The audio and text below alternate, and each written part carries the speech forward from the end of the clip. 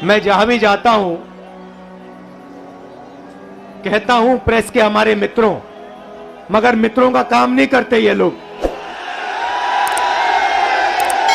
हमारा छोड़ो, जनता के मित्रों का काम नहीं करते ये। क्योंकि अगर आपके मित्र होते तो आपको देश की सच्चाई दिखाते, बेरोजगारी के बारे में बताते,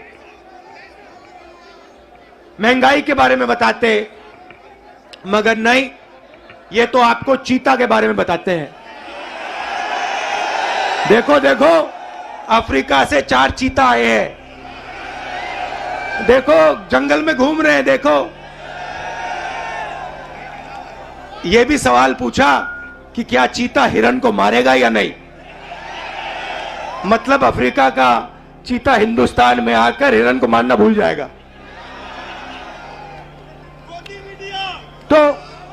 तो मित्र तो है नहीं।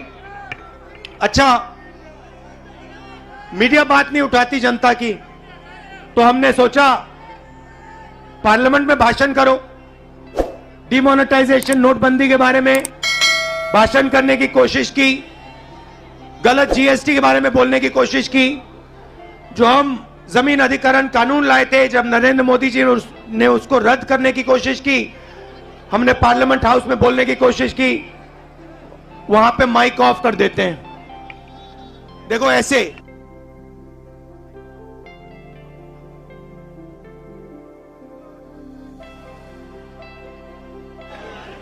तो एक तरफ मीडिया बात नहीं उठाती, दूसरे तरफ माइक ऑफ कर देते हैं।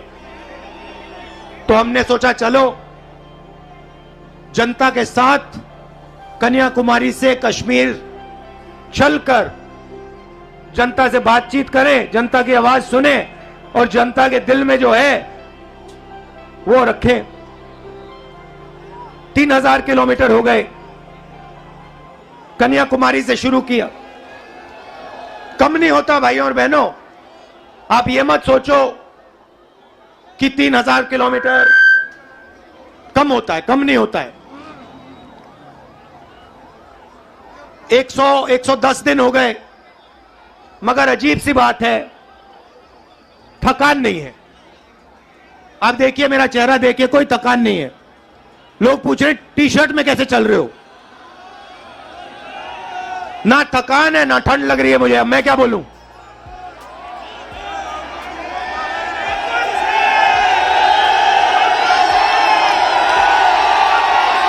अच्छा, जो प्रेस वाले हैं, एक बात देखो मेरे साथ, एक बात देखो इनके बारे में। देखो एक बात, ठहर जाओ भैया, एक बात देखो प्रेस वालों की।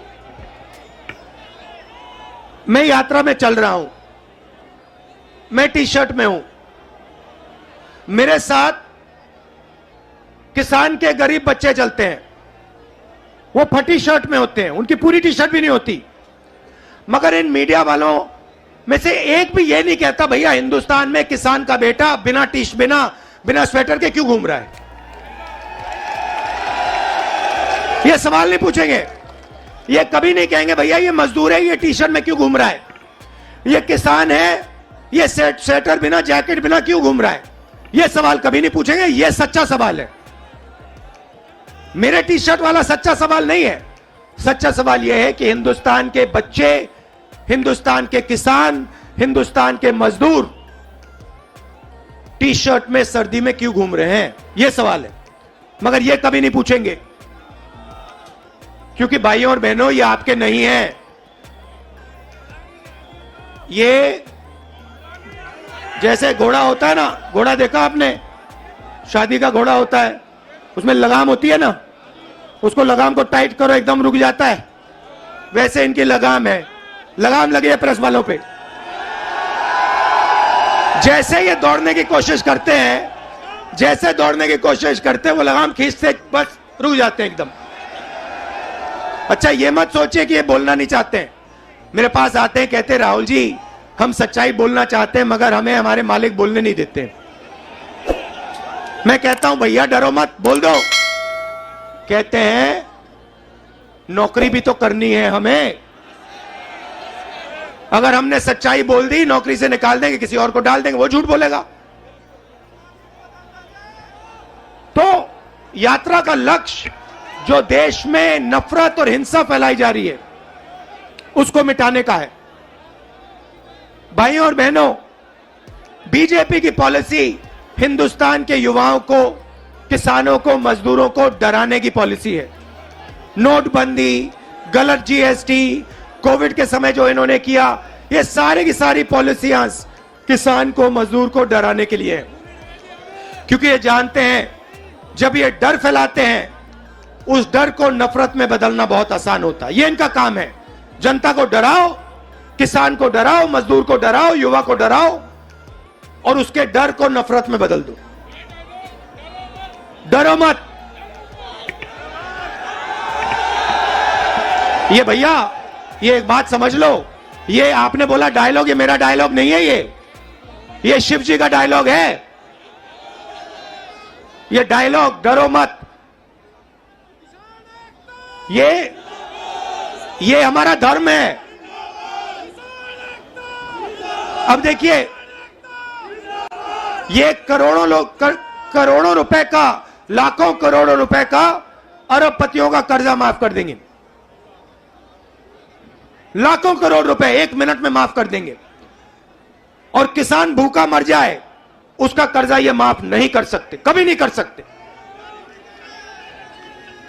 आप यूपी के, बाकी हिंदुस्तान के किसान हमारे पास आए थे, यूपीए की सरकार थी।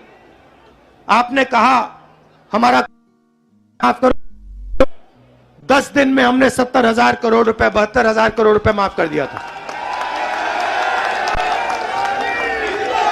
मजदूरों के लिए, गरीबों के लिए मनरेगा, भोजन का अधिकार, किसानों के लिए कर्जा माफ। तो हम डर को मिटाने की राजनीति करते हैं, क्योंकि हम जानते हैं अगर ये देश डर जाएगा, इस देश का फायदा नहीं होगा। अगर नफरत फैल जाएगी, इस देश का फायदा नहीं होगा। भाइयों और बहनों, दो और मुद्दे हैं यात्रा के। एक है महंगाई, और मैं आपसे पूछना चाहता हूं, प्रधानमंत्री जी आते थे, जब यूपीए की सरकार थी, कहते थे गैस सिलेंडर 400 रुपए का हो गया है। 400 रुपए का गैस सिलेंडर हो गया। भाइयों बहनों, आज कितने का है? मगर आज प्रधानमंत्री नहीं आते, आज आकर नहीं कहते कि भैया 1100 का हो गया। अच्छा, एक और सवाल है भैया, ये जो 1100 और 400 रुपए का फर्क है, ये किसके जेब में जा रहा है? ये किसी ना किसी के जेब में तो जा रहा है ना। मतलब ये आसमान में तो नहीं गायब हो रहा। तो याद रखिए, ये नरेंद्र मोदी जी के जो खास मित्र हैं, 3-4 खास मित्र हैं, ये जो आपके गैस सिलेंडर का पैसा आपके जेब में से निकाला जा रहा है, उनकी जेब में जा रहा है। अच्छा भाइयों और बहनों, पेट्रोल का क्या दाम हुआ करता था यूपीए के समय? 60 रुपए। आज क्या है? 100। तो ये भी याद रखिए, ये जो 40 रुपये, 60 रुपया जो है, जो आपके जेब में से निकाला जा रहा है, ये भी उनके 2-3 मित्रों के जेब में जा रहा है। तो हमारा दूसरा मुद्दा महंगाई, और तीसरा मुद्दा, सबसे बड़ा मुद्दा, जो देश में नोटबंदी, गलत जीएसटी के कारण बेरोजगारी फैली है। आज 3,000 किलोमीटर में हर स्टेट में मुझे युवा मिलते हैं। मैं पूछता हूं क्या पढ़े, कहते हैं इंजीनियरिंग की, डॉक्टर बनने के लिए पढ़ाई की, आईएएस के लिए तैयारी की। और फिर मैं पूछता हूं भैया आप करते क्या हो? कहते हैं राहुल जी, शर्मा के कहते हैं राहुल जी हम तो मजदूरी करते हैं। कोई कहते हैं भैया, कोई कहते हैं मजदूरी करते हैं, कोई कहते हैं भैया हम पकौड़े पका रहे हैं। इंजीनियरिंग की पढ़ाई की, आलू के पकौड़े बना रहे हैं। अच्छा, एक रास्ता था युवाओं के लिए अग्निवीर वाला,